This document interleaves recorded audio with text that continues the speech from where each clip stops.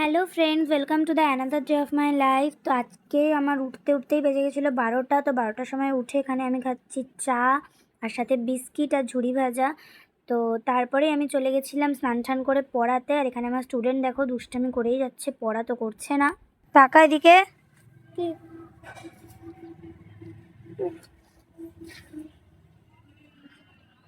Photo তুলতে বসেছিস? Photo তোলার জন্য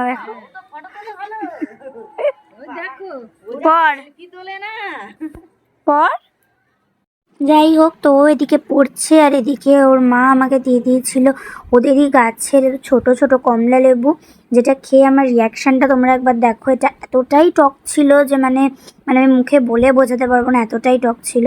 তো আমাকে তারপর দিয়ে দিয়েছিল কামরাঙা, যেটা ওদের ছাদের গাছেই হয়।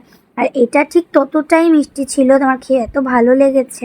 তো যাই হোক, তারপর আমি বাড়ি এসে ঘুমিয়ে পড়েছিলাম। আর বিকেলবেলা এখন আমরা রেডি হয়ে তিনজন মিলে বেরোচ্ছি। কোথায় বেরোচ্ছিলাম আমরা সেটা নিজেও জানি না, আমরা রাস্তায় বেরিয়ে সেটা প্ল্যান করি যে কোথায় যাওয়া যায়। তো তারপরে আমরা চলে এসেছিলাম আমাদের এখানে ইছাপুর স্টেশনের কাছে একটা ক্যাফেতে, নর্মাল, যেটার নাম হচ্ছে হ্যাপি আওয়ার্স। এখানে আমরা প্রায়ই আসি, এসে আমরা খাওয়া দাওয়া করি। তো এখানে এসে আমরা প্রথমে অর্ডার করে নিয়েছিলাম চিকেন মোমো, যেটা এতটা ডিলিশিয়াস এখানে। আর সব থেকে বড় কথা হচ্ছে ভীষণ জুসি এই মোমোটা।